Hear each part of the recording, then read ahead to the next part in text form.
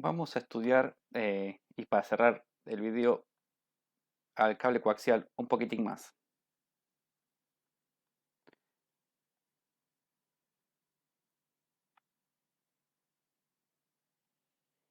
Y X y Z, vamos a dibujar acá en perspectiva.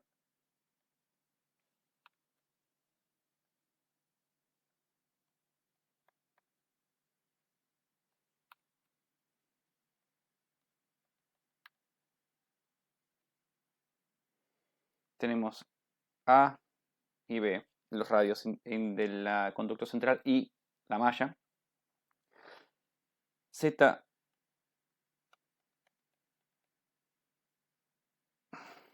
va para allá. Si yo ahora el problema lo miro como un corte más de frente,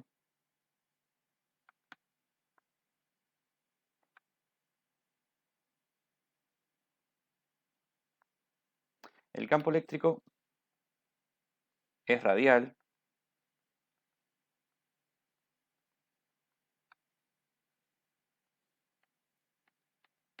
y el campo magnético describe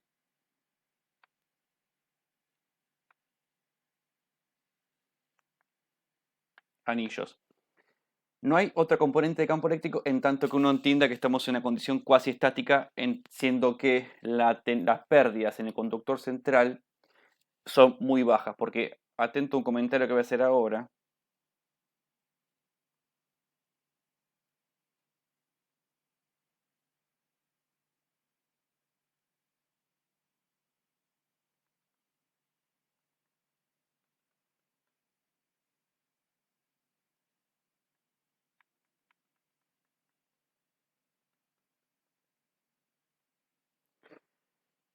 Uno dice que el campo eléctrico es así, ¿verdad?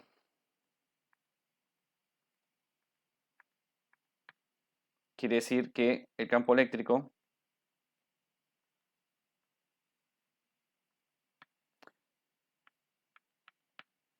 es únicamente un módulo que depende de la posición de la distancia en que estoy entre el conductor central y la malla y únicamente apunta en R reversor o eventualmente en menos R reversor según cómo esté polarizada o según cuál superficie sea más positiva respecto que la otra. Esto es cierto si la conductividad del conductor central esencialmente tiende a infinito.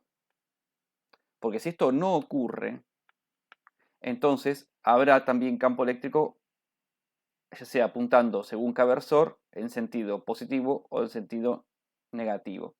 Cuando uno habla de quasi-TEM, lo que está diciendo es, miren, por más que mi conductor constitutivo de la estructura sí tenga pérdidas, no tenga una conductividad infinita, voy a estar diciendo que es tan baja esta conductividad que cuando yo quiera calcular un campo eléctrico como 1 sobre sigma por la densidad superficial de corriente que esté circulando en este conductor, ya sea el interior o por supuesto el de la malla también, esto va a ser muy pequeño. Entonces, eso es porque, lógicamente, si la conductividad tiende a ser muy grande, entonces el campo eléctrico tenderá a ser muy pequeño, ¿verdad? Entonces, es un caso, estas son condiciones quasi-TEM.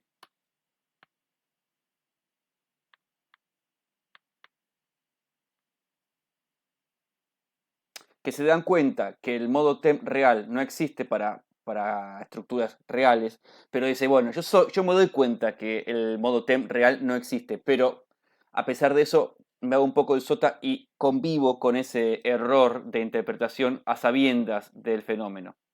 ¿Está bien? Ok. Ahora, el campo eléctrico, si yo tengo un caso polarizado de esta manera,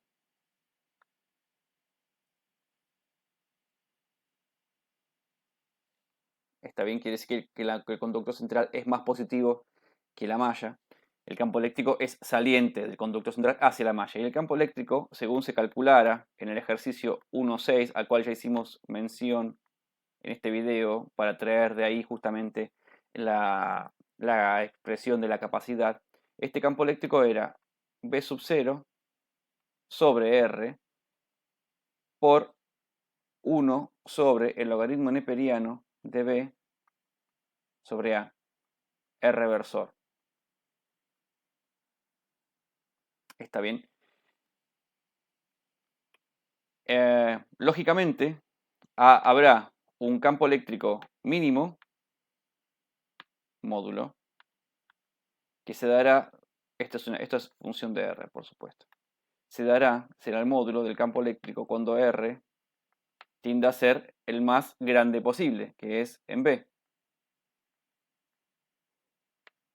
Pero, por el otro lado, digamos, tendremos un campo eléctrico máximo,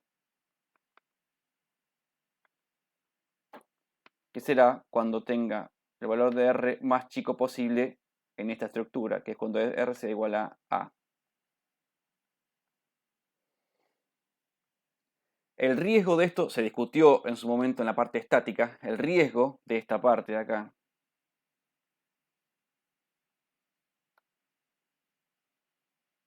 es que haya ruptura dieléctrica. ¿En dónde? En las inmediaciones del conductor central, porque luego el campo eléctrico tiende a ser menor. Entonces puede haber ruptura dieléctrica o puede haber cierto efluvio o cierta degeneración del comportamiento del dieléctrico en las inmediaciones del conductor central.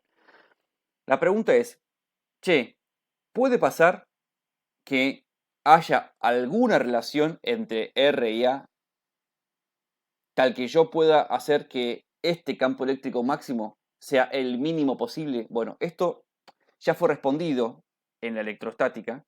Vamos a volver a responderlo porque vamos a ver que va a haber un valor de Z0 específico que va a valer para el caso de coaxiales de menor campo.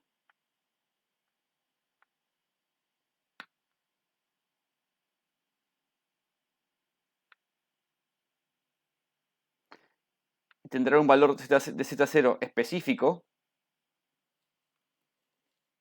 Y si ustedes, acaso, cuando compran un coaxial, compran el coaxial de este valor, será un coaxial precisamente que tolere el máximo campo eléctrico, perdón, por ende, la mayor diferencia de potencial, en todo caso, entre el conductor exterior y el conductor interior que lo constituyen. Bueno, el campo eléctrico máximo se da en R igual a A. Así que ahora hagamos la derivada de este paquete respecto de A. Vamos a quitarle carácter vectorial, o sea, vamos a desestimar esto porque no nos aporta nada ahora. Y al hacer esta derivada, tenemos que hacer la derivada de dos funciones que se multiplican. ¿Sí? Esto es igual a, dejemos el b sub 0 por afuera,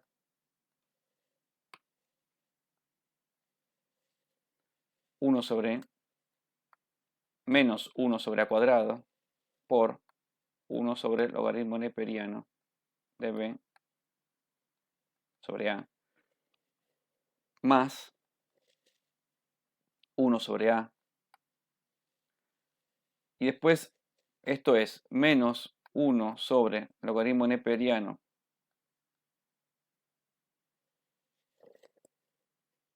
de b sobre a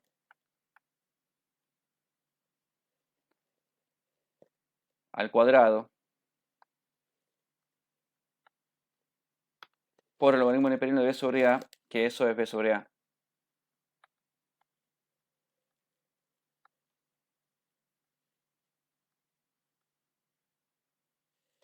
Ok, para. Vamos a hacer esto bien porque ahí quedaría la derivada respecto de a de logaritmo neperiano de b sobre a. Y eh, esto es b por menos 1 sobre a cuadrado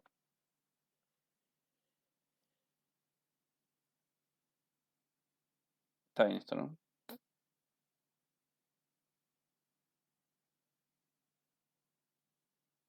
No, perdón.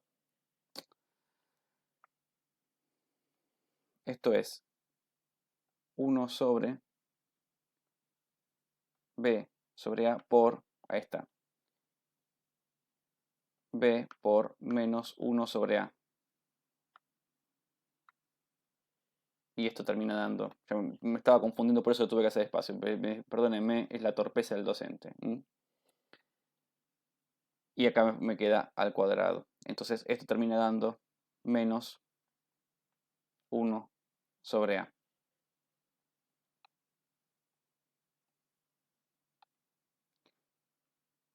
Este cuadrado que está acá es el que acompaña a ese logaritmo. Por lo que este menos y este menos ponen un más, tal y como está puesto. Lo voy a borrar.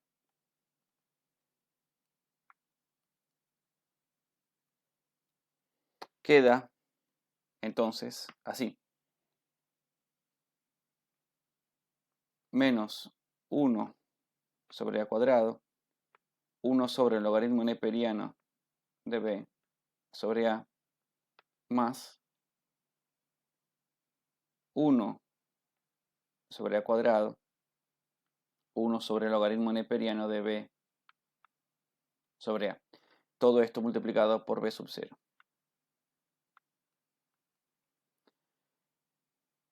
Si arreglamos un poco mejor las cosas, o me faltó poner un cuadrado en algún lugar, que es acá, esto puede quedar así. Voy a colocar el signo negativo del lado derecho para que quede un poco mejor. Va a quedar esto. Logaritmo neperiano de b sobre a menos 1 sobre a cuadrado por logaritmo neperiano de b sobre a al cuadrado por b sub 0. Si yo esto lo quiero hacer igual a 0, para ver si hay un máximo o un mínimo, definitivamente me quedo únicamente con el numerador. Así que logaritmo neperiano de b sobre a tiene que ser igual a 1 para un máximo o un mínimo. Ok. Esto significa que b sobre a tiene que ser igual a el número e.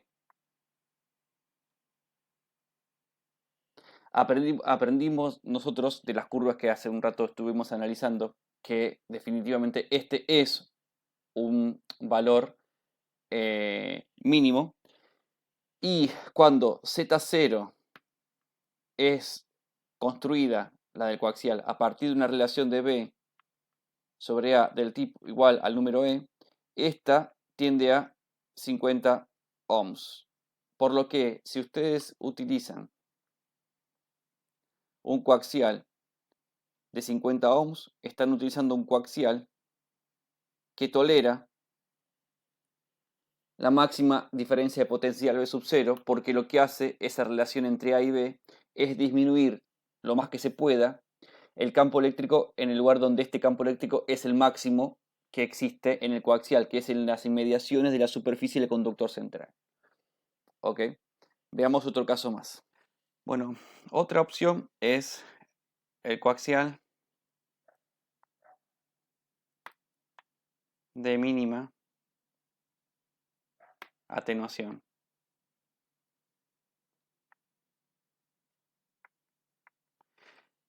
En su momento se desarrolló el alfa para frecuencias intermedias y bajas pérdidas, que daba esencialmente lo siguiente: R sobre 2 Z0 más G por Z0 sobre 2. Esto vale siempre, para cualquier tipo de línea. Si nosotros acá incorporamos la R de coaxial, que era igual a 1 sobre pi, no me la acuerdo bien, tengo que buscarla ahora. Y por acá me está faltando raíz de mu omega sobre 2 sigma 1 sobre a más 1 sobre b. Esto estoy seguro que es así. Ahora voy a revisar. Me parece que me está faltando en algún lugar. Y tenemos que la conductividad del coaxial es igual a la capacidad del coaxial por sigma sobre epsilon del dieléctrico. Esto daba... Esperen que voy a traer la información porque no me la acuerdo. Perdón por la desprolijidad. Ahí traje la información correcta. Faltaba este 2 por acá. Y como no me acordaba la capacidad del coaxial, ahí puse lo que corresponde. Y falta la Z0 del coaxial para bajas pérdidas y frecuencias intermedias, que esto es 60 ohms dividido la raíz de epsilon relativo por logaritmo neperiano de B sobre A. Todo esto lo tenemos que colocar en donde corresponde. Acá ponemos la resistencia.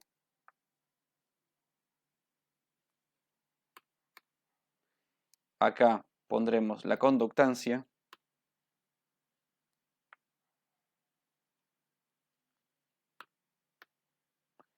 Y por último, Z0 irá donde se pueda poner.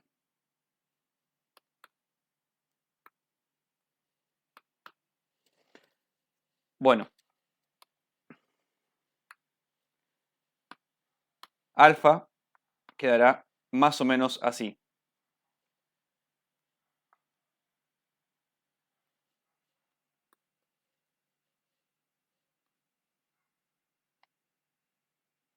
Esto es R', que es la resistencia por unidad de longitud. Esperen que tengo que comprimir un poco esto más porque si no, no me va a entrar.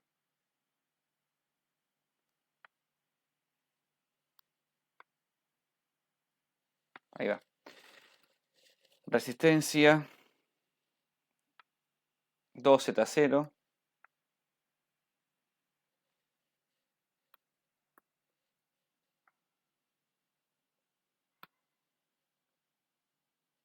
más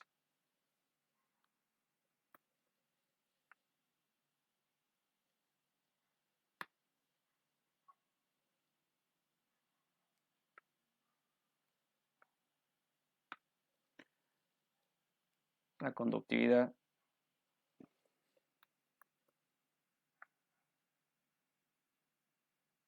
y lo dividimos todo por 2. Entonces, podemos todavía hacer un poco más, porque ahora hay que empezar a operar, ¿verdad? Vamos a terminar derivando en algún momento, no respecto de A, sino respecto de la relación de B sobre A, como si fuera una variable. Bueno, perdón, les quería contar que estábamos tomando un examen virtual, y mientras que estaba el examen, aprovechaba para ir avanzando con la escritura y terminar este video de una vez por todas, así lo hacemos un poco más rápido, ¿sí? Bueno, estábamos con el coaxial de mínima atenuación.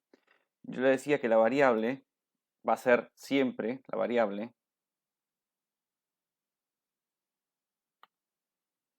va a ser el radio de la malla sobre el radio del conducto central. Esta es la variable x, por ejemplo. ¿Está bien? Para hacer las derivadas. Entonces, tenemos que hacer el trabajo de generar acá o acá esa variable, ¿sí? Entonces, hay diferentes formas, pero de repente lo que voy a hacer es sacar hacia afuera a, acá va a quedar a, y esto se va a convertir en un 1. 1 sobre a quise decir sacar para afuera, ¿no? Bueno, fíjense que eso es lo que hago, de hecho. Bueno, ahora veo, en realidad, Me equivoqué. Saqué 1 sobre B. En realidad es lo mismo. Porque para los fines prácticos la derivada es lo mismo, ¿está bien? Haber sacado 1 sobre A o haber sacado 1 sobre B termina generando. Perdón, está bien lo que digo, sí. Si yo sacaba B, está bien.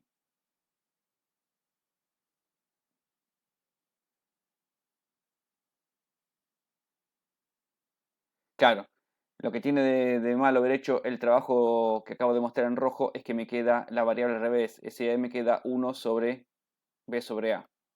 Y eso es un poco más incómodo, entonces, efectivamente, lo que hago es sacar, como B inicia acá, 1 sobre B y me queda la variable tal y como la conocemos. Entonces tengo la variable x acá adentro, y puedo hacer entonces eh, la derivada. Fíjense que hay dos términos que están sumados. El término que está a la derecha no tiene dependencia con la geometría.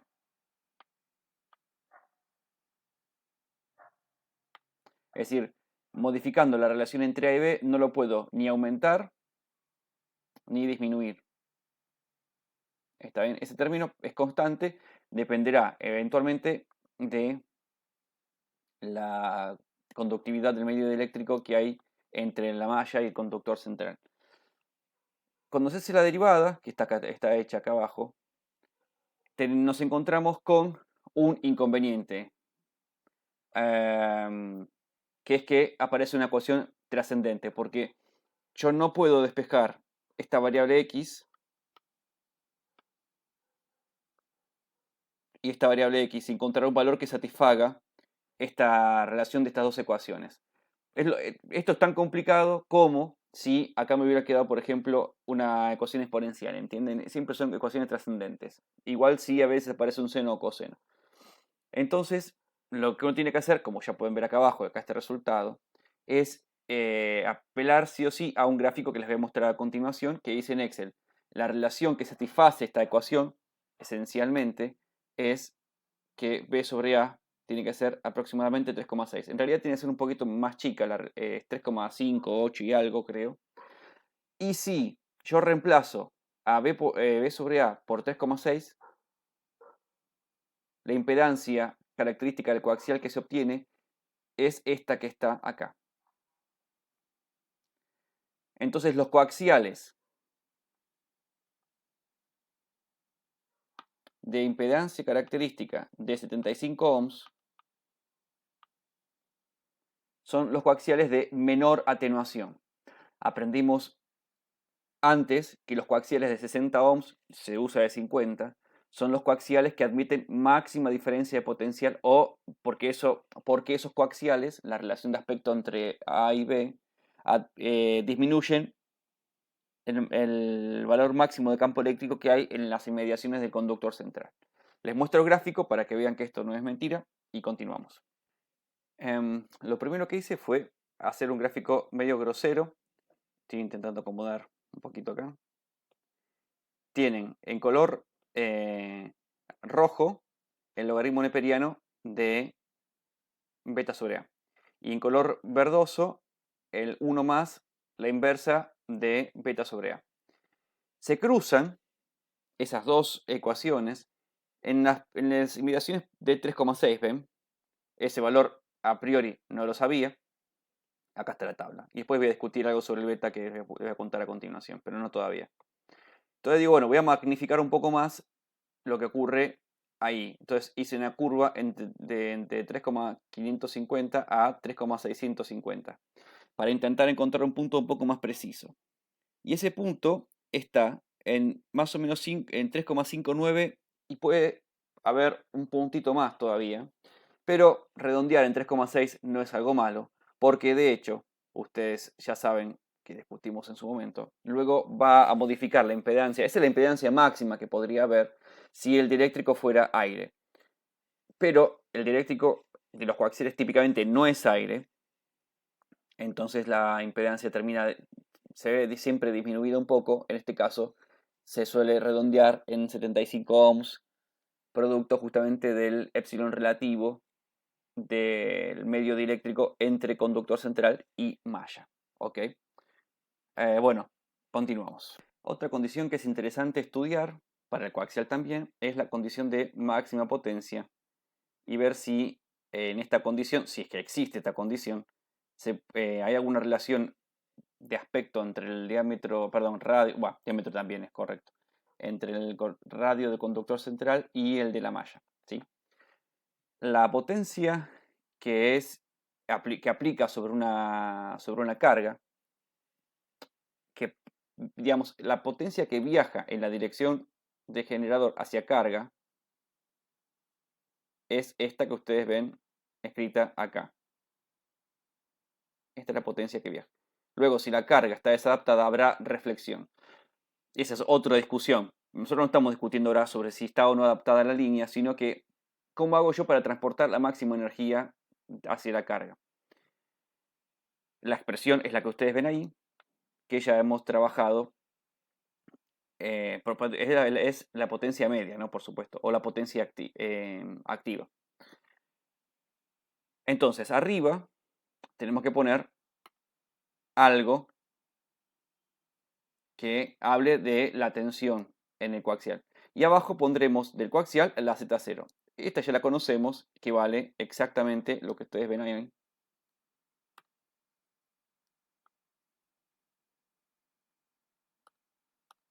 ¿Sí? La discusión es cómo hago yo para escribir acá arriba algo.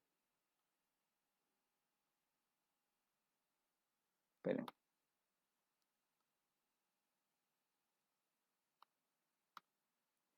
Que hable de la tensión máxima. Yo tengo dos caminos, que es lo que intenté poner acá cuando iba escribiendo esto para preparar esta clase. Puedo ir por el camino directamente de escribir el potencial eh, dentro del coaxial, o ir por el camino del campo eléctrico en función del potencial o de la diferencia potencial en el coaxial y ver qué pasa. Ustedes ya pueden ver que efectivamente el resultado, que es que se escribe, tiene que ver con esto que está acá abajo, ¿verdad? Esto que está acá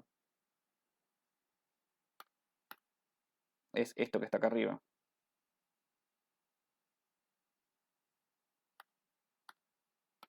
La pregunta es, bueno, ¿y por qué hizo eso, profe? ¿Por qué no eligió otro camino que parecía más obvio? La respuesta es porque, mira, si vos elegís el camino asociado directamente a la expresión del potencial, eh, y uno coloca ahí el valor del potencial para donde uno encuentra el máximo potencial, que es en R igual a A, la respuesta termina dando B sub 0. Entonces B sub 0 es una respuesta que no tiene ningún tipo de componente geométrica, ¿entiendes? Es una respuesta a secas. Si yo armo todo el asunto desde el campo eléctrico, el máximo campo eléctrico, ¿sí? Que es esta es la función, esta es la expresión del campo eléctrico, del módulo del campo eléctrico como una función de R. El máximo campo eléctrico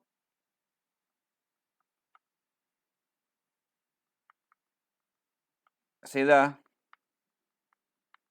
para R igual a, como ya discutimos al momento de estudiar el campo eléctrico, perdón, el coaxial de mínimo campo. Es sí. Cuando yo hago esto, casualmente aparece lo de ahí abajo. Este B sub 0 que está acá, de alguna manera está mal puesto ese B sub 0, porque lo que es la diferencia de potencial que haya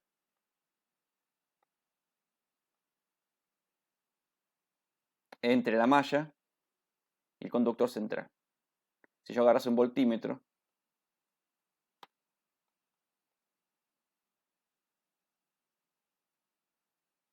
ahí coloco el terminal, por ejemplo, rojo,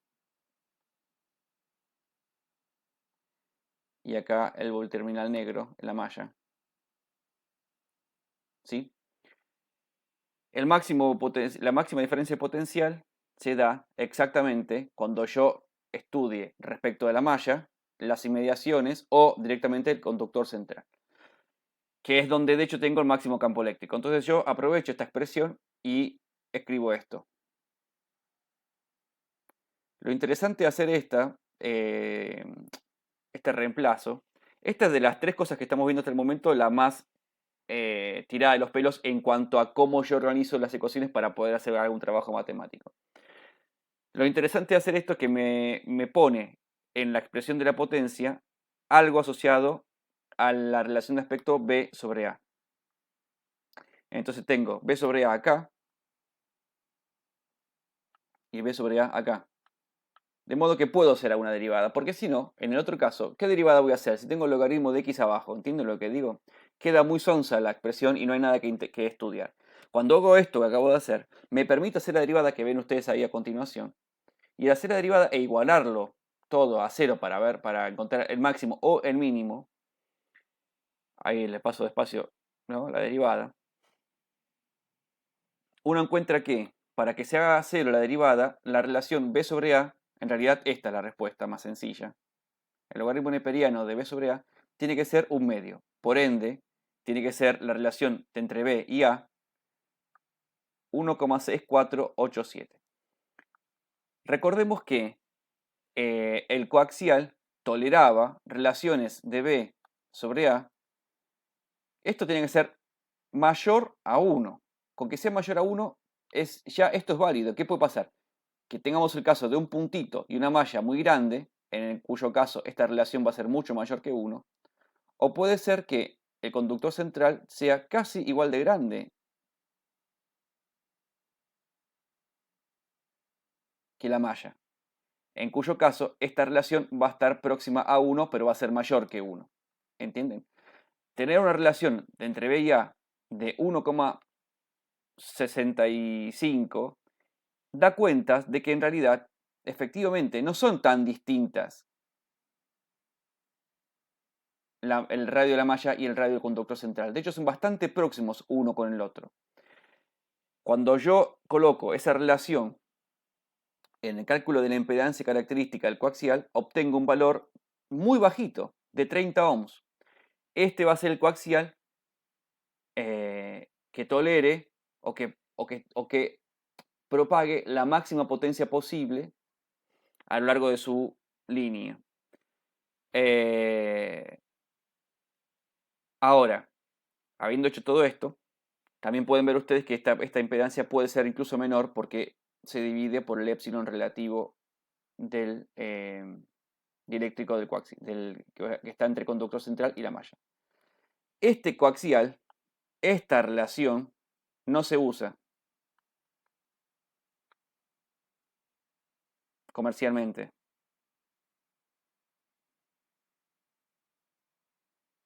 Es decir, si ustedes van a la página de Belden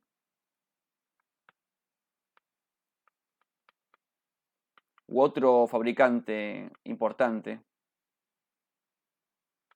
de primera línea estamos hablando, ¿no? No van a encontrar una impedancia característica de coaxial de 30 ohms. Las que se usan típicamente, van a ver, como ya creo que les comenté, son la de 50 ohms, la de 75 ohms y la de 93 ohms que no he justificado. Estos son los tres valores comerciales. Y aún así, los más relevantes son estos dos primeros. ¿Está bien? Voy a cortar el video y arranco con otra parte más asociada a esto mismo, que quiero discutir con ustedes porque hasta recién me interesó hacer diferentes cosas. Yo hice, por un lado, busqué que el campo eléctrico máximo fuera lo menor posible.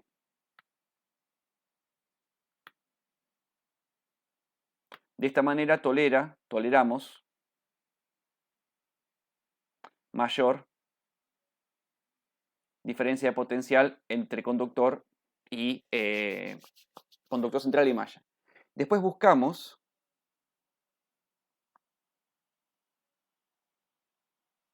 disminuir, de ser posible,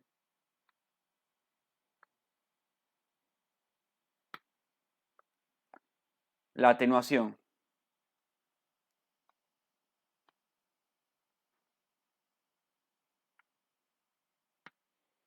Recordemos que en este caso la solución Z0 coaxial daba en el orden de 50 ohms.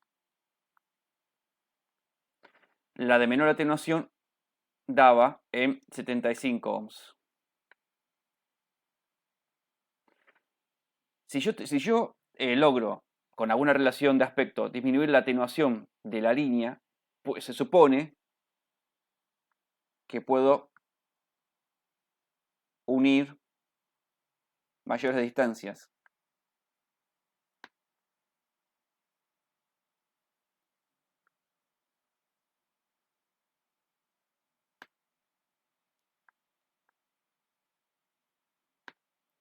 Está bien que para la misma potencia de entrada lograré en una mayor distancia tener la misma atenuación que tendría para otro tipo de relación de aspecto en menor distancia.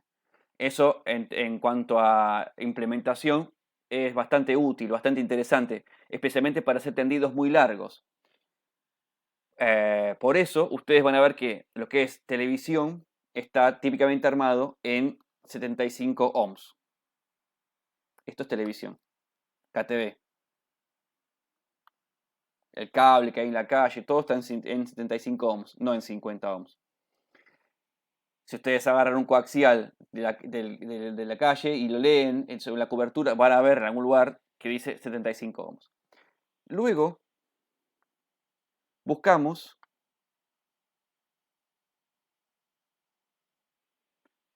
lograr propagar la mayor potencia posible.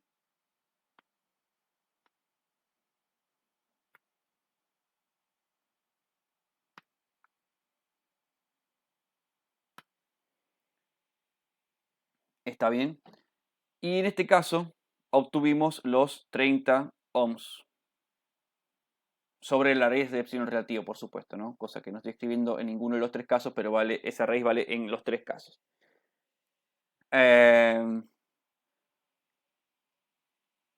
Pero estos tres desarrollos, efectivamente, yo, si bien los tengo estudiados, ustedes los pueden encontrar, los tres desarrollos estos, en el libro de Trainotti.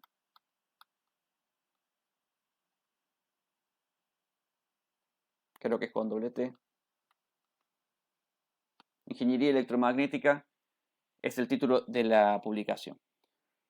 Ahora, yo, que no lo encontré desarrollado en ningún lugar, a continuación digo, ok, ¿se puede lograr afectar la velocidad de fase modificando la relación B sobre A? Porque, ¿qué me motiva a mí a hacer esta pregunta? Si yo, a partir de la expresión de alfa, trabajé y estudié este caso, una relación de aspecto B sobre A que llevara a disminuir la atenuación por unidad de longitud, o en Neper, o en dB, no importa, como sea, sigue siendo atenuación en cualquiera de los casos. Ahora la pregunta es, ¿y si yo agarro la expresión de beta, que vamos a ir al slide correspondiente que ya tengo armado, ¿no? De beta, y digo, y coloco ahí todo lo que se puede colocar. Vamos a ver si se coloca la inductancia por unidad de longitud, la capacidad por unidad de longitud, la conductancia por unidad de longitud y la resistencia por unidad de longitud. Coloco todo esto, ya deducido durante este video, acá adentro. Todos estos parámetros son una función de A y B. O, si ustedes quieren, de B sobre A. En algunos está bien claro, en otros no está tan claro. En el que menos claro está es en el caso de la resistencia, donde no está B sobre A, sino que lo que está es 1 sobre A más 1 sobre B. Que casualmente lo pusimos también a la vista bueno, cuando estudiamos el caso del alfa, ¿sí? Lo vamos ahora a continuación, en el siguiente slide, a estudiar si es posible mejorar el beta, porque recordemos que la velocidad de fase es omega sobre beta. Si yo logro disminuir el beta,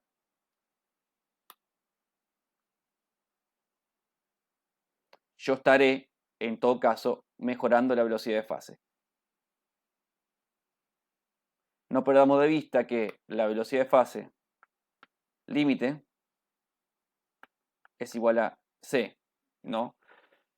Asumiendo que es la velocidad con la que propaga, es la velocidad de la luz en un medio tipo vacío. Ustedes se acuerdan que teníamos velocidad de fase mayor que la velocidad de la luz en guías de onda, porque esa era la velocidad con la que propagaba una onda que no era una onda real, sino que era una onda no transversal, que le propagaba la dirección z.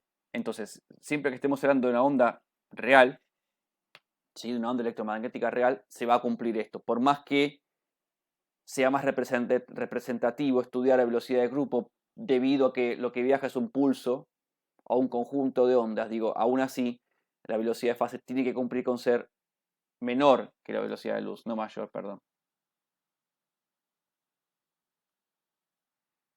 Bien, bueno, ahí estamos. Me pregunto, ¿cómo hago para maximizar la velocidad de fase? La velocidad de fase es omega sobre beta, ustedes ya bien lo saben esto, y el beta, obtenido oportunamente por nosotros, es ese que ustedes ven ahí arriba. Es omega por raíz de L' por C' por 1 menos 1 sobre 4 omega cuadrado por R' G' sobre L' C'. Lo que yo hago acá es, yo conozco estas relaciones que aprendimos en este mismo video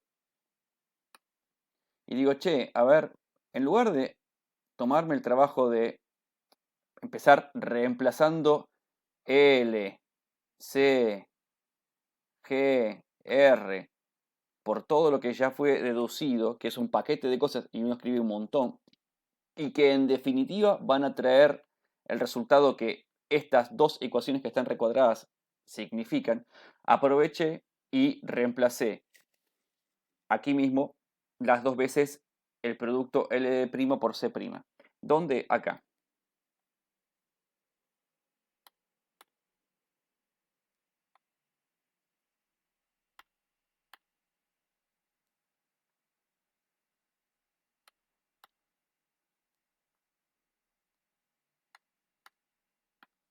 Podría haber reemplazado también, eventualmente, esto,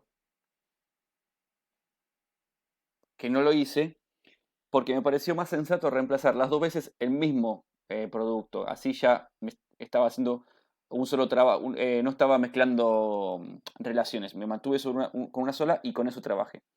Me pareció lo más prudente. Ustedes tienen todo el derecho a probar otras cosas. Cuando hacen estos reemplazos y se ponen a trabajar, lo que después tienen que hacer es reemplazar el valor o lo que vale R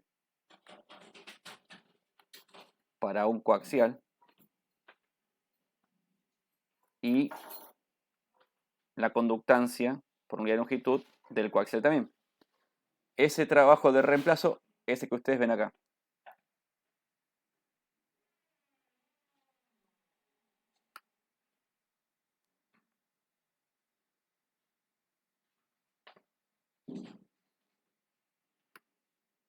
¿Sí?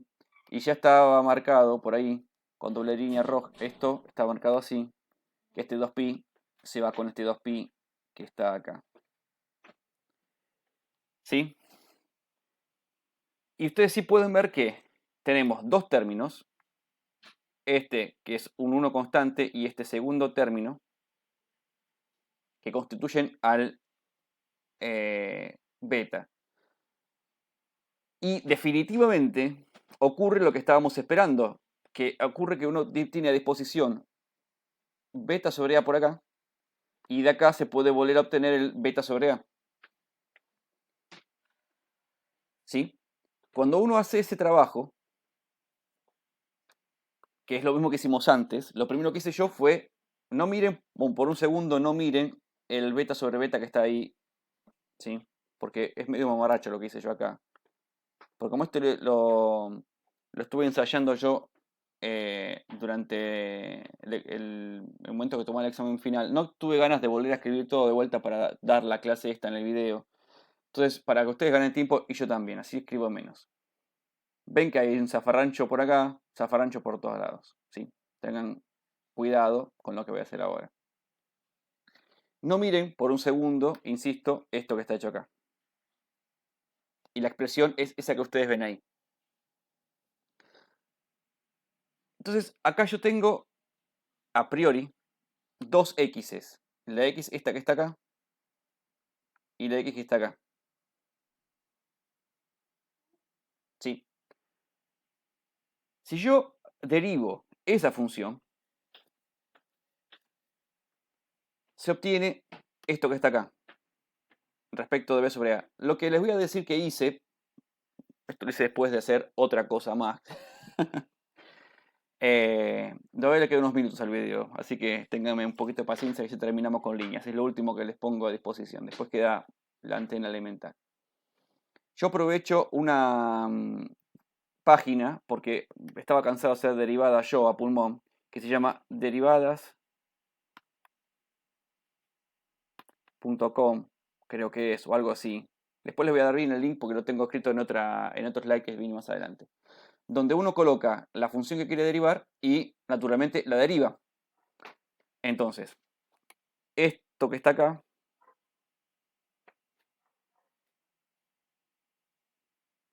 voy a gustar que quede mejor marcado.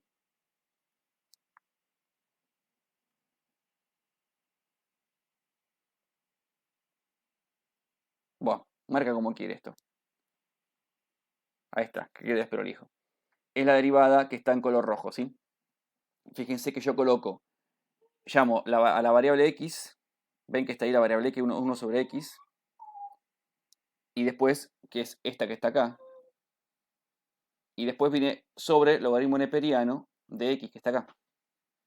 Bueno, la derivada de esa función nos entrega este resultado.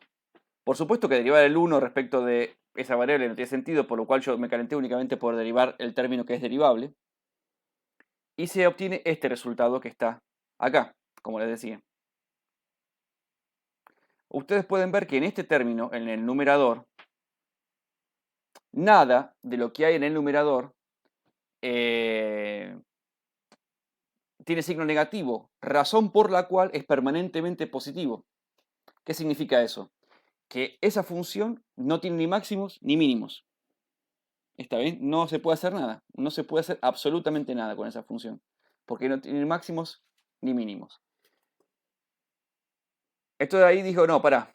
A ver, déjame probar otra vez más. Y ahí aparece este beta que está por acá. Si yo multiplico por beta y divido por beta, acá me aparece otra variable x más. ¿Ven? Este beta me sobrevive por ahí, me queda a un costado, pero ahora me queda un beta sobre a por ahí. Entonces pruebo esta derivada. Ahí ven que tengo el x que está por acá, es este. Este que está 1 sobre x es este que está acá. Y queda el logaritmo que ya vimos antes. Esa derivada da algo como lo que ustedes pueden ver acá.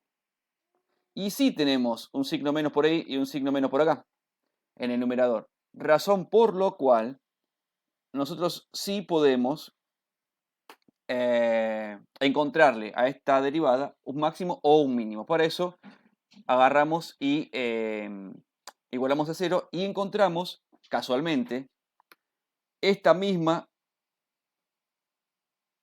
y no debe ser por nada esto, ecuación trascendente, igual que la que estudiamos antes, que nos entregaba un resultado, relación entre B y A, igual a 3,6, aproximadamente 3,6.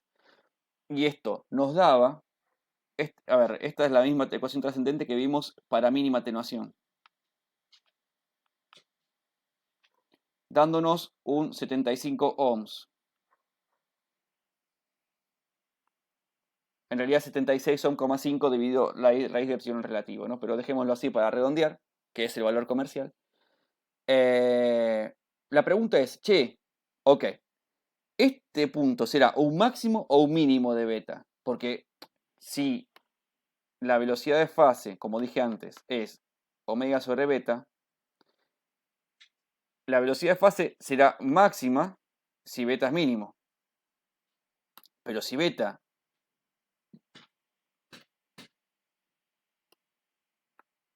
es máximo, la velocidad de fase es mínima. Entonces lo que le voy a mostrar a continuación es la curva de estudio del beta para ver si es un máximo o un mínimo. Bueno, ahí aparece el beta que estaba escondido en un costadito. ¿Sí? No, el de Den bolilla a la parte de divergencia. Esta no tiene ningún sentido. Fíjense que arranca de ahí. Sí, no el beta rank viene, voy a escribir con otro color, pero esencialmente tienen que prestar atención a que viene por acá y que en algún lugar de por este sector tiene un punto donde la pendiente de ir hacia arriba va hacia abajo. Fíjense que estamos trabajando con valores negativos, por lo que este punto es el lugar que está más cerca del 0. Quiere decir que ese punto es un mínimo de beta. ¿Ok? Es un mínimo de beta. Y ese valor es de 3,6, como se dijo antes. ¿Ok? Entonces, el coaxial que tiene la relación de aspecto que propicia la menor atenuación, también propicia el lograr la mayor velocidad de fase, o sea, que la onda propague lo más rápido posible. ¿Está bien? Ese análisis honestamente no lo encontré yo en ningún libro. Ya les digo que en el Trainoti yo lo uso muchísimo para todo lo que ustedes vieron. Buena parte fue de alguna manera aprendida, no copiada, pero sí aprendida en buena medida del Trainoti. El tema que sí saqué de manera casi tácita del Trainoti es el tema de la que lo di en este video, que es el de efecto pelicular.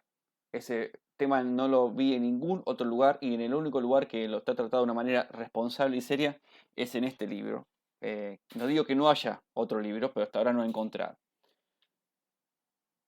Bueno, a continuación, entonces, ahora que ya vimos todos los aspectos posibles para un coaxial,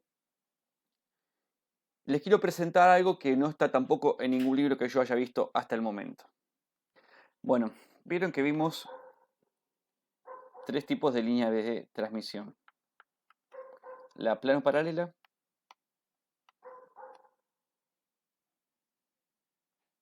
la línea bifilar y el cable coaxial. La plano paralela, esencialmente, hay bibliografía específica que desarrolla en plenitud todo el tema de líneas microstrip y un montón de cosas que en este curso no se trabajan prácticamente, se presentan casi como una forma de conectar de una manera muy explícita la guía de ondas plano paralela con la línea de transmisión plano paralela, pero en realidad nosotros prácticamente no la trabajamos. Recién desarrollamos tres casos específicos para maximizar ciertas características o minimizarlas en todo caso de un coaxial. Fueron cuatro casos que hemos desarrollado. Y ustedes me podrían decir con todo el derecho del mundo, ¿y qué pasa con la línea bifilar? ¿Por qué ni la menciona? Bueno, la voy a mencionar. Ya les digo, os decía recién, en realidad, que yo no encontré bibliografía al respecto, insisto, no significa que no haya, yo al menos no la encontré, donde se calienten por trabajar de manera fuerte con la línea bifilar y ver si hay alguna forma de lograr mejorar el desempeño de la línea respecto de ciertas cosas. Por ejemplo, yo, en este caso, al igual que hicimos con el cable coaxial, agarro el alfa, que es la atenuación por unidad de longitud, ¿sí?, de las líneas, y le coloco de prepo la resistencia por unidad de longitud, la conductancia por unidad de longitud y la impedancia característica de la línea bifilar para ver qué se puede obtener con toda esta expresión. Al hacer eso, acá ya queda tachado el de vuelta al logaritmo, igual que pasó de hecho con en el caso del coaxial, que el segundo término de alfa era una constante, fíjense que es una constante. Este no depende, ¿no?, de la geometría. O sea que ese valor uno no lo puede evitar, pero eventualmente uno podría, en un caso ideal, hacer desaparecer todo este término y aún así quedaría remanente esos 60 pi ohms sobre la raíz de epsilon relativo. Igual me estoy dando cuenta que ahí me tiene que estar faltando algo. Sí, el sigma, este que está acá, me está faltando porque si no las unidades no me dan. Acá falta el sigma dieléctrico. Si no las unidades no daban. Ahora sí. Hago el redondel que acabo de borrar. Y el primer término, una vez más, me queda con la chance de hacer algún tipo de derivada. Para probar a ver qué se puede llegar a obtener. Bueno, haciendo la derivada, en este caso es una derivada fácil, así que la hice sin recurrir a internet. Fíjense, si igual a 0 la derivada, se obtiene que, concretamente, los pasos, si quieren, para verlos en detalle, frenen el video y fíjense, se obtiene que si la relación entre D y A es más o menos el número E, esto es, el número E es 2,7, ¿no? Más o menos, si no me equivoco, déjenme verificar, nunca me acuerdo bien. Sí. Quiere decir entonces que D es aproximadamente 2,7 veces A. Si A es este diámetro, esta es una vez A, dos veces A, tres veces A, esto es D, por lo que acá de vuelta tenemos la línea bifilar, ¿sí? Claramente, esta relación nosotros habíamos insinuado que era una relación que degeneraba un poco el modelo, porque nosotros queríamos que en realidad se cumpliera que D fuera mucho mayor que A, tal que uno viera esencialmente esta situación como, para empezar a hablar, es decir, el cable tiene que ser respecto de la separación entre centros prácticamente un punto, de modo que entonces sí se pueda calcular la resistencia de la manera que se calculó, y, en fin. Pero bueno, nada, un poco haciendo caso omiso de esta observación última que estoy haciendo, esencialmente lo que descubrimos juntos ahora con esto que yo hice es que entonces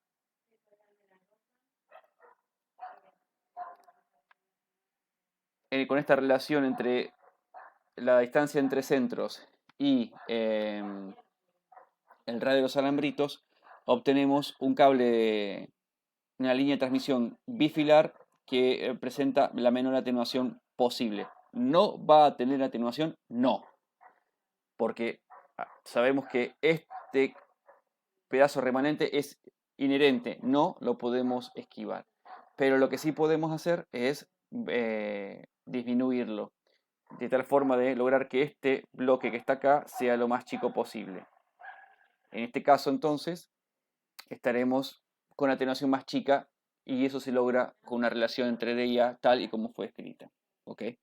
Ahora, hemos estudiado uno de los 4 casos que estudiamos para el coaxial, por lo que para la línea bifilar deberíamos intentar estudiar también los otros 3 casos. Pero viene un problema importante.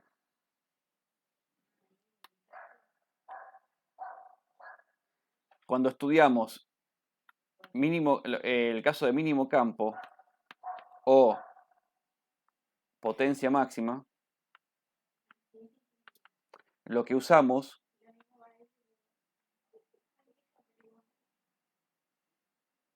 fue la expresión del campo eléctrico de la línea bifilar. Y esto, perdón, en su momento usamos la expresión del campo eléctrico para el coaxial. Y eso, para la línea bifilar, no lo calculamos en su momento en el problema correspondiente. Por lo que, a continuación, de manera muy ágil también y apelando a la página de internet y qué sé yo, y les voy a mostrar un gráfico, les muestro la distribución de campo eléctrico en la línea bifilar. Bueno, este es el problema que en su momento se resolvió, que era el ejercicio 1, perdón, el ejercicio 8 de la serie 1, que había dos hilos de radio nulo, distanciados una distancia d, que está acá, dispuestos sobre el eje y, o sea, en una posición x igual a 0, como ustedes pueden ver. En la posición x d sobre 2 y la posición y, perdón, o sea, en y igual a d sobre 2 y en y igual a menos d sobre 2. El largo de los alambres es 2 veces h y estaba cargado un alambre con una carga positiva y otro con una carga negativa. Este problema fue resuelto en su momento y se llegó a una expresión del potencial, porque lo que pedía el problema era determinar, por ejemplo, la capacidad. De este problema se obtuvo, de hecho, la capacidad por unidad de longitud de esta estructura. Pero para eso tuvimos que obtener la expresión del potencial puesto por la vara positiva y el potencial puesto por la vara negativa. Sumando ambos efectos, se obtenía tanto esta expresión como esta expresión, donde esta expresión va con RB y con RA, que son dos variables del tipo radial, que es inderivable respecto a esas variables, de modo que la solución que nos interesa, que es la expresión más complicada, es esta que está acá. La posición x0, e y 0 es la posición donde yo quiero estudiar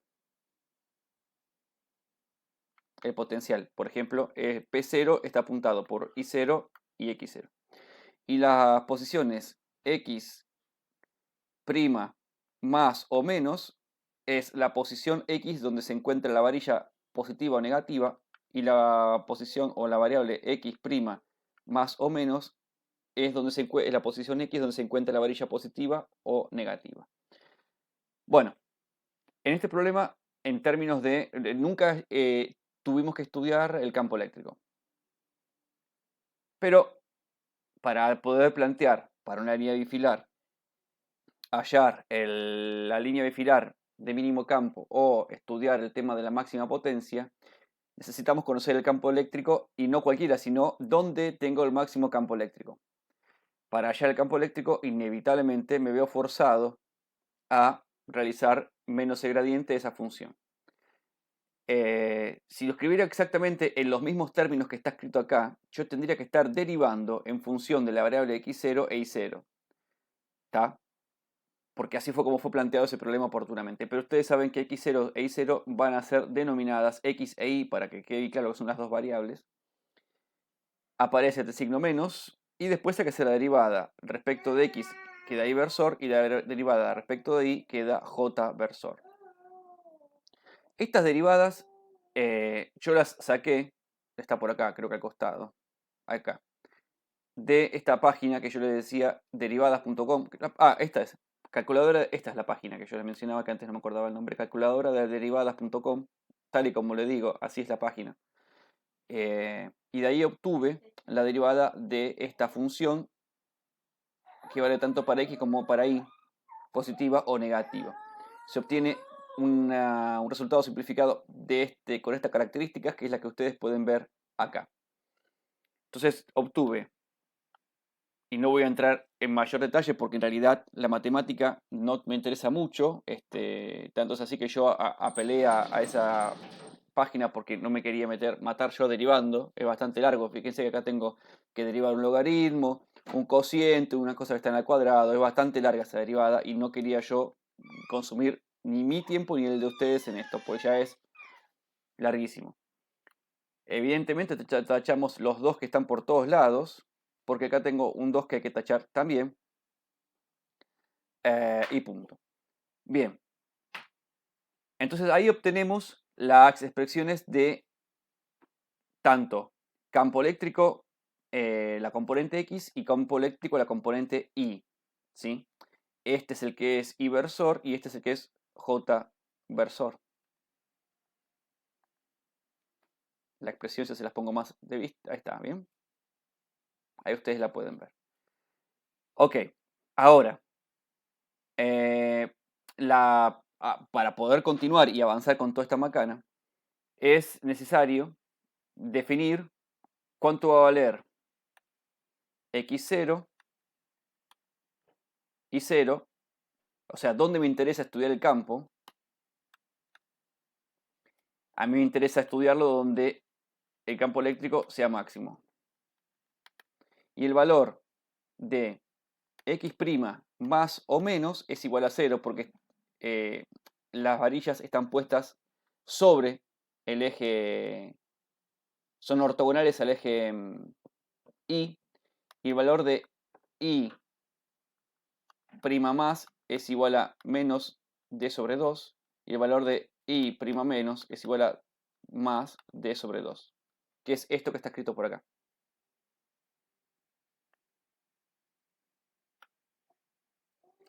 Lo que ahora tengo que justificar es esto que está acá. ¿Por qué yo elijo estudiar el campo eléctrico en estas posiciones? Que, como ustedes se pueden imaginar, es la posición, fíjense que esta es la posición exactamente donde estoy sobre la superficie del alambre. Porque, permítanme decir, y ahora les tengo que mostrar un gráfico justamente.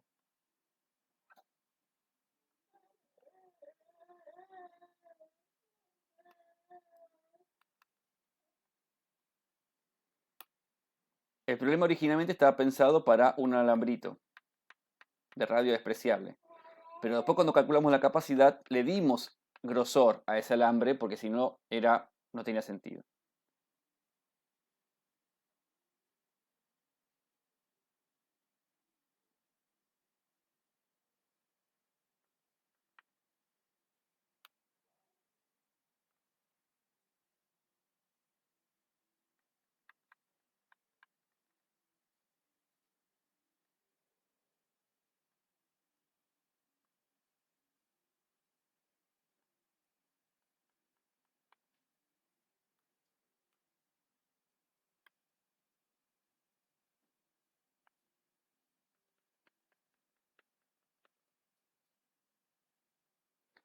Entonces, aquí esto será menos h. Acá será más h, dando cuenta que el largo del alambre total es 2 veces h.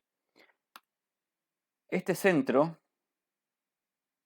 yo quiero cambiar de color y no me cambia por alguna razón que me encantaría saber. Este centro está en más d sobre 2. Guarda que ahora le puse d mayúscula para ser coherente con cómo hemos calculado todo en este video. Y este centro que está acá está en la posición menos d sobre 2. El radio es a. ¿Está bien?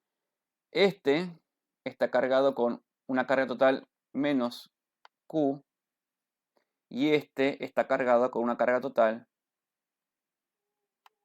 más q. Así era el problema y así se los vuelvo a contar. Pedir que estudiemos en una posición x0, como decía por acá, no me cambie la herramienta y me está matando que no me cambie la herramienta. Estudiar en la posición x0 implica estudiar sobre el eje Y. O en realidad en el plano x0, ¿no? Pero bueno, seamos más. Y pedir estudiar en una posición Y igual a D sobre 2 menos A implica estudiar exactamente el campo eléctrico en este punto. Si yo hubiera dicho I0 igual a menos D sobre 2 más A, estaríamos estudiando justo en este punto el campo eléctrico. Y ustedes dirán, ¿por qué, profe, se le antoja estudiar el campo eléctrico ahí? Bueno, ahora les voy a mostrar en el próximo dibujo gráfico que hice con Excel que la intensidad de campo eléctrico es máxima, casualmente, sobre las superficies de los alambritos. Y es igual que ocurría en el caso del coaxial. Teníamos el conductor central y la malla en el coaxial, y el máximo campo eléctrico se daba en las inmediaciones del conductor interior porque ahí el radio era menor. ¿Ok? Bueno, en este caso, ambos radios, ambos alambritos tienen el mismo radio, y por ende el máximo campo eléctrico se dará en las inmediaciones de la superficie del alambrito en cualquier punto de la inmediación. ¿Entienden lo que digo? En cualquier punto de la inmediación del alambrito, la intensidad de campo eléctrico va a ser igual de intensa. Yo lo que tengo que hacer es ser astuto para elegir algún punto de toda esa superficie donde se puede detectar el máximo campo, tal que sea fácil de calcular. Entonces, un punto fácil de calcular es este. ¿Está bien? Donde x es igual a 0, e y se puede definir o así para este punto, o así para ese otro punto. Elijo alguno de esos dos y ahí sé que tengo el máximo campo eléctrico. Oportunamente, nosotros hemos visto este gráfico, que lo trabajamos en el ejercicio que estamos ahora volviendo a revisar. Este es un gráfico de potencial, como ustedes pueden ver. Lástima que no lo pueden enganchar como corresponde. Potencial, sí. El gráfico muestra esencialmente aquí, este sería el eje Y, así es el eje X, solo que está presente el fondo es X igual a 0. Este fondo, la pared de fondo, porque como en realidad, por supuesto que el comportamiento es simétrico para X es del otro signo, entonces, ¿qué sentido tiene seguir marcando puntos? Hacer este tipo de gráficos es bastante denso, por lo menos lo es para mí. Quizá ustedes tengan otro conocimiento que yo, no, y pueden hacer las cosas mejor. Bueno, lógicamente, este era la varilla que tenía carga menos Q, y esta varilla tenía carga más Q, por eso tiene potencial positivo la de la izquierda y negativo la de la derecha. Ahora, cuando lo que queremos hacer es el gráfico del campo eléctrico,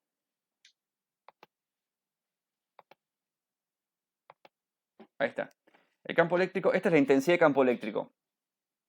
¿Está bien? Ese es el módulo. Acá está dibujado el módulo de E sub x cuadrado más E sub y cuadrado. Por supuesto que en un caso el campo eléctrico tiene que ser positivo. El positivo va a estar, o sea, por supuesto que el campo eléctrico tiene que apuntar desde la varilla de carga positiva hacia la varilla de carga negativa. Así debiera ser el campo eléctrico. Ok, eso es cierto, fenómeno. Sin embargo, a mí me importa poco cómo apunta el campo eléctrico en este caso. Lo que sí me importa es estudiar el módulo del campo eléctrico, porque eso me va a dar una medida de la intensidad de campo. ¿Sí? De vuelta tenemos eje Y de esta forma y el eje X así, y esto está apoyado sobre X igual a 0. Porque, como dije antes también, hay simetría para X es del signo contrario. Ustedes pueden ver entonces que el campo eléctrico tiende a diverger cuando estamos sobre la varilla. Yo recorté, está normalizado, porque toda la constante esta que ustedes ven acá no la puse a la hora de hacer la cuenta porque no tiene ningún sentido. Eso le da las unidades que corresponden de campo y dependerá de la carga y otras cosas que la verdad son cero relevantes a la hora de estudiar la forma del campo y poder reconocer dónde se encuentran los máximos o eventualmente los mínimos. Yo recorté en 10.000 unidades genéricas, unidades normalizadas de campo, para este caso. Pero si yo esto llegaba a 10 sobre la varilla, dado que en este ejemplo la varilla tiene espesor nulo, cuanto más me aproximo a la posición y igual a menos d sobre 2 o más d sobre 2, entonces el campo tiende a diverger porque el campo eléctrico diverge en la carga. ¿Ok? Bien. Ahora que descubrimos entonces, que ya se los adelantaba yo hace unos segundos atrás, que la máxima intensidad de campo eléctrico está sobre la varilla metálica en este caso, entonces lo que tenemos que hacer es determinar el campo eléctrico en algún punto en el entorno de la varilla. Como yo dije, me interesa entonces el punto ese que había descrito, que era x igual a 0, y que puede ser igual a menos d sobre 2 más a o más d sobre 2 menos a. En cualquiera de esos dos puntos sé que es un punto fácil para determinar un campo eléctrico que sé que es máximo. Ahora sí, entonces aplicamos la condición de máximo, el lugar que hemos definido como que es máximo el campo eléctrico. Si yo hago, como ya está indicado por acá, déjeme correr un cachito, una cosa que me está estorbando. Si yo aplico x más o menos igual a 0 y x sub 0 igual a 0, esta componente de campo eléctrico desaparece, que es la componente en la dirección x. Y eso es correcto, porque sobre el eje y, la única componente de campo eléctrico es colineal con el eje y. Así que es más que coherente este resultado. Si sigo, me estoy distrayendo un poco. Si sigo con esta idea de anular todo lo que es x sub 0 o x prima más o menos, voy eliminando otra cantidad de cosas que son las que están acá marcadas en color rojo. Y después reemplazo y sub 0 por el lugar donde me interesa estudiar el campo eléctrico, que era, decidí que fuera en esta posición positiva, ¿sí? Y como y prima más vale más, pero menos d sobre 2, e y prima menos vale menos d sobre 2, acá están estas restas que van dando estos dos resultados que fueron ya colocados ahí arriba.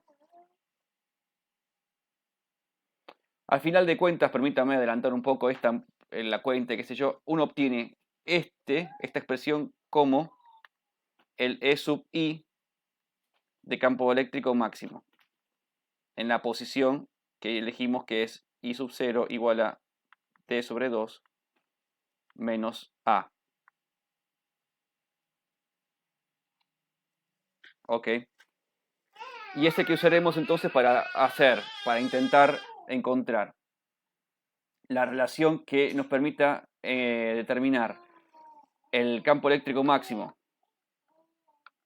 mínimo y en todo caso la potencia transmitida máxima, tal y como hicimos con el coaxial. Pero habrán notado que llegar hasta acá fue bastante más duro porque la expresión de campo eléctrico para una línea filar es bastante más densa y para colmo no la habíamos trabajado en videos de la parte práctica porque no fue necesario y no me di cuenta de hacerlo para adelantarme a esta parte del curso, así que nada, mala suerte. Ahora, ¿qué falta? Acá, observen ustedes, no me cambia el escribidor y me está volviendo loco esto. Bueno, acá tengo, ven que no me cambia. Acá. Tengo Q. La Q ahí no me dice nada. Antes trabajamos con la diferencia de potencial. ¿Cómo convierto yo diferencia de potencial en carga? Bueno, con la capacidad. ¿Está bien? Así que lo que ven a continuación es un cambio de carga por diferencia de potencial. Entonces, convertimos esto de acá arriba en esto de acá abajo. ¿Está bien? Y ustedes podrán ver que ahora sí tengo qué cosa se puede derivar. Acá tengo esto que sería la X, esto que sería la X y esto que sería la X. ¿Está bien? Perfecto. Quiero ver si se puede lograr tener mínimo campo eléctrico. Ok. Cuando yo hago esa derivada, que lo hago a través de la página que ya les mencioné antes, porque no tenía ganas ya de andar derivando yo y quizá en el camino equivocarme, estoy cansado ya, se me hizo muy largo el tema de los videos y aún me falta la parte de antenas, así que quédense en el canal, en esta batiseñal. Bueno, cuando hago la derivada, obtengo esta expresión que ustedes ven exactamente acá arriba. Para ser igual a 0, me refiero a este numerador. Otra vez tenemos una ecuación trascendente, ¿sí? Ahora, tiene un tremendo problema esta ecuación trascendente. Yo hice el gráfico, qué sé yo, para demostrárselo, pero es muy obvio. Así que no lo voy a mostrar el gráfico. Fíjense un detalle. D sobre A, esto es mayor que 1, porque D es más grande que A. Por lo cual, esto da siempre negativo. Para que un logaritmo dé negativo, es necesario que D sobre A sea menor que 1. Y esto contradice a esto, por lo cual no hay solución. Indicándonos entonces que no hay una forma de lograr que tener la menor, de disminuir el campo eléctrico. ¿Sí? Que el máximo campo eléctrico que se da en el entorno de los alambritos sea disminuido, producto de una relación entre la separación de centros D y el radio de los alambritos, que es A. ¿Ok? Si bien la solución trascendente tiene solución, la ecuación trascendente tiene solución en tanto que uno tolerase que D sea menor que A. Pero esto no puede ser, porque si eso ocurriese, estaría pasando esto, que la distancia entre centros, ¿sí? Sería, se estarían tocando los alambres, ¿entienden? Tiene que pasar que D tiene que ser por lo menos mayor que 2 veces A. Si esto no ocurre, entonces, chau tutía, ¿sí? Por lo que no hay solución para este requerimiento. Ahora, siguiendo con la parte de potencia y para cerrar de una vez este video, que ya tomé la decisión, que ustedes ya seguramente se habrán dado cuenta de, probablemente lo hayan visto en 2 partes, porque un video de 5 horas y pico es inmirable para mí y para cualquiera. Probablemente lo hayan visto este video cortado en 2, veré si lo puedo hacer o no, porque este programa que uso a veces se pone medio denso. Cuando voy a trabajar con potencia, bueno, como dije, si voy a trabajar con potencia, la estrategia es la misma. Voy a intentar reemplazar esto que está acá, que sería delta B, o sea, diferencia potencial entre alambres, es decir, si yo tuviera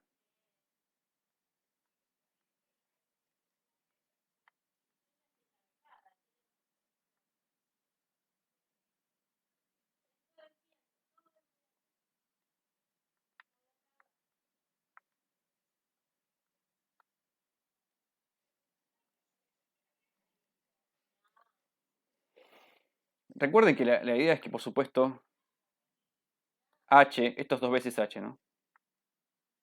Esto tiene que ser mucho más grande que la separación D entre alambritos, porque si no empiezan a aparecer efectos sobre los bordes de los alambres y, por supuesto, no tiene sentido.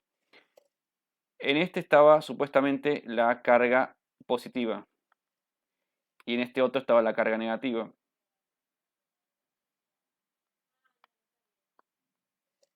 Si yo pudiera medir con un voltímetro, pondría el negativo acá y el terminal positivo acá. Y ahí estaría midiendo la máxima diferencia de potencial. Por lo que ahí es donde justamente también tengo el máximo campo, el máximo campo eléctrico. Lo mismo que pasó con el caso del coaxial, ¿ok? Donde a lo mejor era un poco más evidente o no, depende de cada caso de ustedes a la hora de interpretar.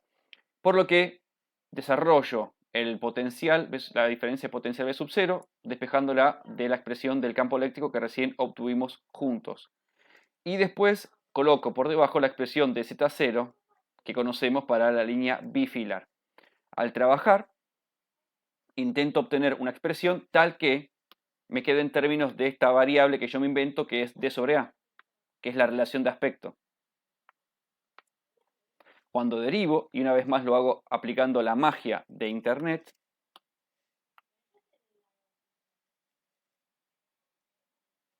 ¿ok? Obtengo esta expresión que ustedes ven acá,